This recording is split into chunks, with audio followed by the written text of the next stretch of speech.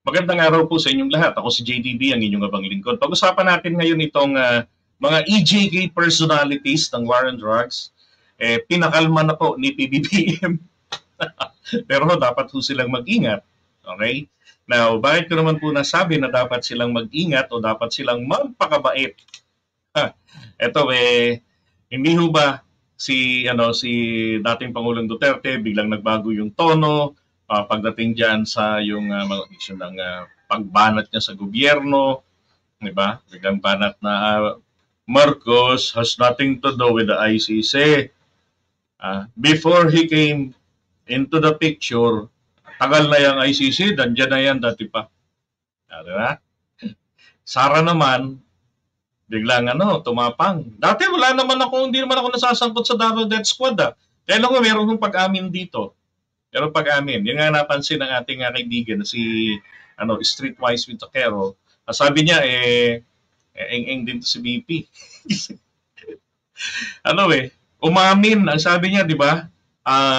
Hindi ko kailangan ng magagamit pa ng DDS, Davao Death Squad sa mga bagay na kaya kong gawin. Ano ba ginagawa ng Davao Death Squad? Di ba? Pumatay. Tapos, mag-EJK. Ala tokhang daw po style yung ginagawa nun eh.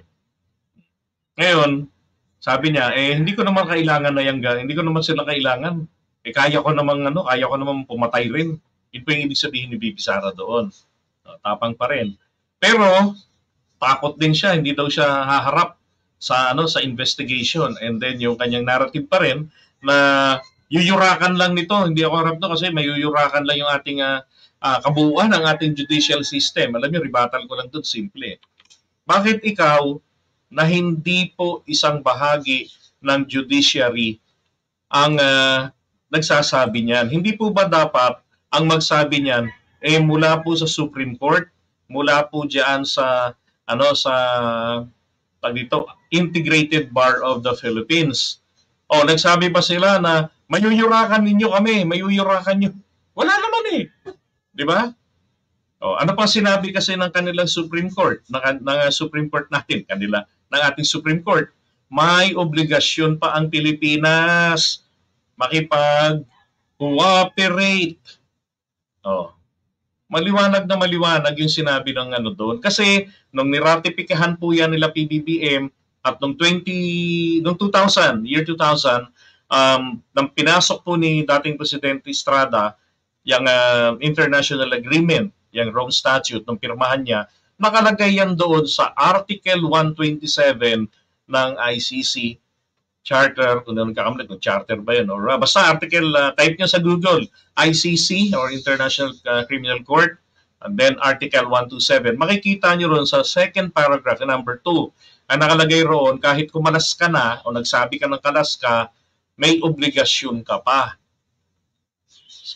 Kasi nga po, yung obligasyon doon, yung mula po nung panahon na kayo ay naging member, hanggang sa panahon na naging officially na ang pagkalas ninyo. So kung yun po sa ICC na ating pinirmahan noon, maliwanag yun, bakit hindi maliwanag kunwari sa isipan ng mga politiko natin at ng ibang mga Filipino? Diba?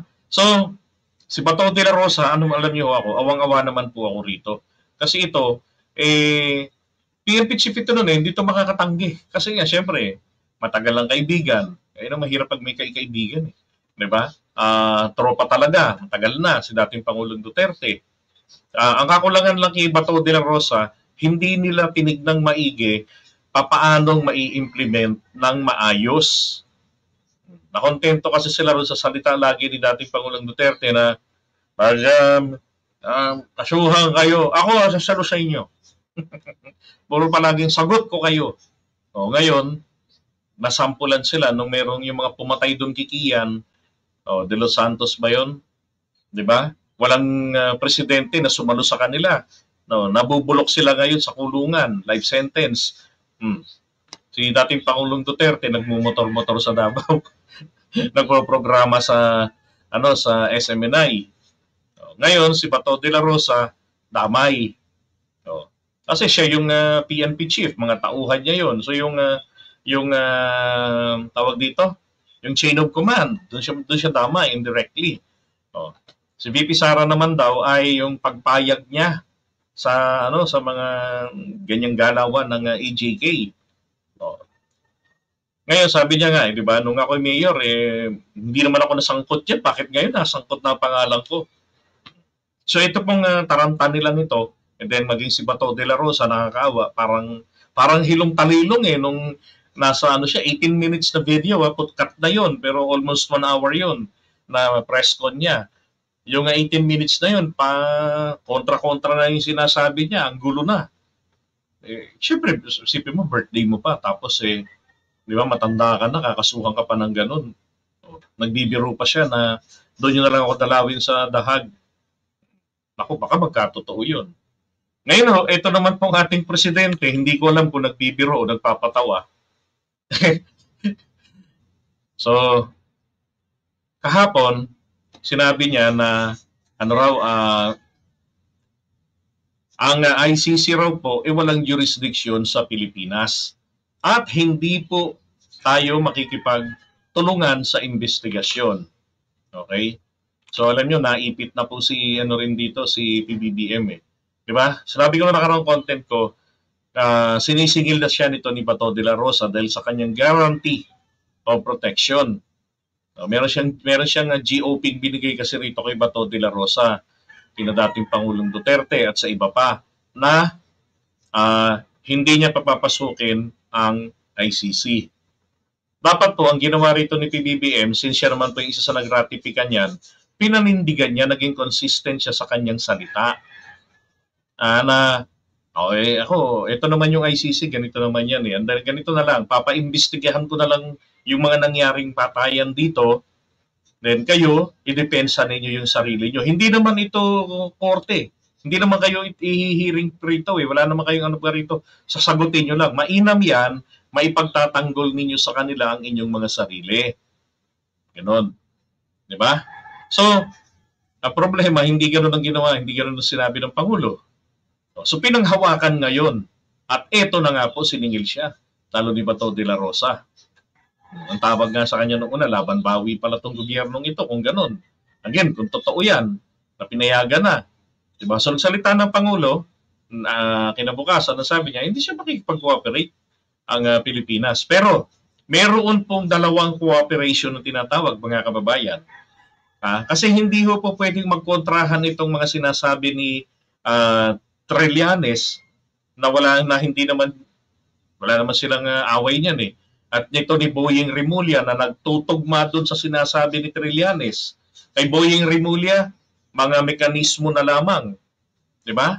Na kailangan susundin ng mga investigator ang patakaran para mapangalagaan ang karapatan ng mga akusado. Yun na lang ang kulang daw. So ibig sabihin po, meron ng pagpayag talaga na makapasok sila rito. Now, what I'm saying is this. Indirect, yung informal investigation po ng ICC. Malamang po, yan po talaga ang ginawa na ng presidente natin dahil ipit na siya sa kanyang salita kontra sa kanyang aksyon bilang Senador Bongbong Marcos Jr. Diba? At yung kanyang relasyon at utang na loob sa mga Duterte na kanyang tinatanaw-tanaw, yan ang binigyan niya pa rin ng isang konsiderasyon. Ang problema, hindi naman po naging matino sa kanya. Di ba? Hindi sinasaway yung mga destabilizers. Di ba? Hinayaan na pagtangkaan ng kanyang administrasyon. Tapos ito naman si Daddy Diggs, di ba? Si Sara, ang lakas pang mang-insulto. May pangat-ngat-ngat pa sila ng pulburon, hindi naman makunat. Di ba?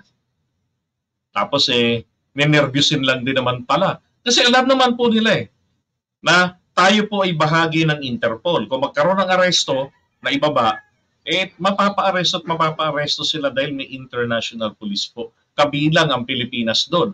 Nagkataon, hindi ikinalas ni dating Pangulong Duterte ang Pilipinas sa Interpol. Paano yan? Di ba? Possibly he may not realize that. that scenario na magkakaroon na matatapos ang termino niya at magtutuloy-tuloy ang issue na to at hahabulin sila hanggang sa susunod na administrasyon. At hindi lang ito bastang multo, kung hindi po ito ay multo na nangahabol.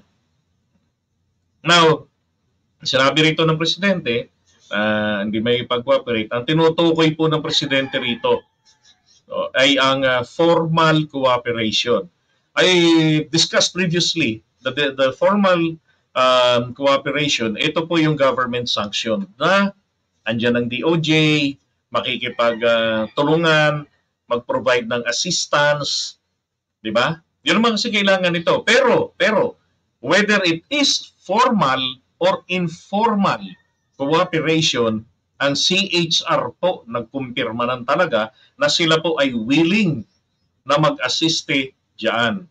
Now, under the rules ng ICC, hindi po nila sinasabi ang kanilang mga whereabouts. But the mere fact na wala naman po kasing pagbabawal na sila ay makapasok dito, iyan naman po kasi ng naunang desisyon ng Korte Suprema. O, di ba? So, totoo po na nakapasok yung mga yan. Nakapag-investigate. Ito namang si Trillanes, ang lakas din naman itong mambuang. Kasi sabihin ba naman niya na magbababa na, baka second quarter, magbaba na ng warrant of arrest. O, di sino pa naman ang hindi linervisin dyan? It's just a matter of weeks lang yan pag nagbaba ng warrant. Diba? Tapos mapupuwersa na Pilipinas na i-implement yan. Kasi nga, meron namang Interpol. Ayaw mong gamitin ng PNP natin, o may Interpol naman. At ang Pilipinas, hindi tayo pwedeng, kalas na kami yan, ayoko na sa inyo. Kasi huhulihin yung mga Duterte, huhulihin yung si Bato, huhulihin yung si Sara. Diba? So, kaya nga, maagap din ang ginawa ng Presidente. Maybe President Duterte, PBM is also anticipating that. Okay, hindi ko sinasabing, I'm not ruling out ang sinasabi ni Trillanes. In fact, naniniwala nga ako eh. Now, alam na rin po ni PBBM yan malamang na meron nga po talaga ng posibleng maglabas. Kasi hindi naman nakuha ng mga investigador ang panig ng mga to. Nina Aguirre. Di ba? Kasi ayaw talaga nila eh. Ayaw talaga sila. So pagka magkaroon ng ganyan, alam ng Presidente na na mapipilitan siya. Dahil nga may Interpol naman. At yun inagapan niya lamang ngayon. So na-reiterate niya lang yung dati niyang sinabi. Okay, na-reiterate niya lang yung kanyang sinabi. But again, PBBM's words against PBBM's words pa rin. Sinabi niya ng February, yung sinabi niya ng November, di ba? Nagkakakontrahan lang. Well, diyan po dapat maging I would say nasanay naman na yung mga Duterte diyan eh. Yan naman yung tatak Duterte, hindi po ba? Yung sinabi ganito, tapos sinabi ganito, kontra-kontrahan, di ba? Yung mga salita. So, magandang paglalaro. Ayan sino ba nagbigay sa atin ng ideya na yan? Wala hong iba kundi yung aming dean sa aming GC, si Sir Carlos Maglasang, about the two types of cooperation. Ayaw, credit sa kanya. Kanina ko pa inaabangan lumitaw eh. Yan, magandang umaga sa iyo, sir. Diba? Well, you know what? The first time that I read this, ito, yung sinabi na ni PBBM, I was actually really, really frustrated. Bakit? Kasi sabi ko, naku, ang mangyayari dito, ang mangyayari rito kay PBBM, kamusta, good luck sa kanyang imahe na naman po dyan sa international community. Right? Bukod po rin sa international community, sigap, di ba, mahilig siyang mag-promote ng bansa natin. Yung mga magkakaroon na naman ng mga katulad dun sa Davos. Tatanungin na naman siya. At pag ang mag-interview sa kanya is Stephen Sakur, nako po, talagang tingin ko babalentong ito si PBBM sa interview kapag yun ang nagtanong. Kasi his words against his words. Di ba? Ang equals po noon is integrity or palabra de honor. So yun po ngayon ang magiging isang dilema lang rin dito ni PBBM. Kaya nga yan ay napakalaking utang na loob na dapat tanawin ng mga Duterte at nila Bato de la Rosa. Dapat nga magpakabait sila. Alam niyo, kasi kung ako po ang presidente, ako presidente, sus. Hindi ako matitinag yan. Sabihin ko yan, puta na. De-stabilize nyo ako. Lahat ng mabalitaan ko ng destabilizer. Sampahan ko ng kaso ng rebellion. Para lang available yung mga yan. O mag-ipon-ipon, magpagawa pa ako ng kulungan para sa kanila. O, di ba? Paiyakin nila yung mga pamilya nila. O, gutomin nila habang sila'y nakakulong. Testehin nyo ako. O, gano'n, gagawin ko dyan. O, tapos, para naman po sa, kasi this is the nation ng rule of law.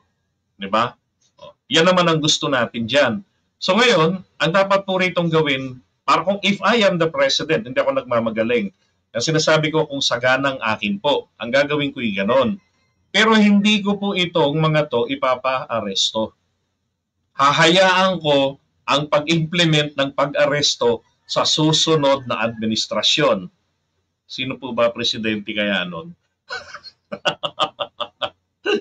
Di ba? So kung ang magiging magiging presidente po ay si VP Sara, o di bahala siya ngayon kung anong gagawin niya ron sa warrant of arrest na in-issue ng ICC. Pwede namang i-delay ng presidente yan eh. 'Di ba? O at least meron siyang isang malaking sa kanila, banta na, o sige, testehin niyo ako. Tangina, eto, meron na akong hawak rito. It is like an axe na ibabagsak ko na lang sa inyo, pugot ang mga ulo ninyo, putol na mga paan ninyo. O, 'di ba? Kaya nga maswerte sila dahil napakabait ng presidente. Sa kabila ng ginagawa nilang pang-iinsulto. Alam niyo, yung pagkain-kain nyo ng pulburon, okay lang po yun eh. Ang hindi okay doon, sa kasagsagan ng pang-iinsulto sa presidente na nagpupulburon or nagko-cocaine. Diba? Tapos ipopost ninyo sa social media. Mabuti sana kung mga malilinis kayong nilalang eh. Diba? Tulong, may pabigay-bigay ng pulburon sa tatay. Pinost pa yung picture. Kung paimbestigahan ka kaya ni PBBM, paimbestigahan niya sa mga kapwa mo kongresista, di balentong kayo ngayon. O nga,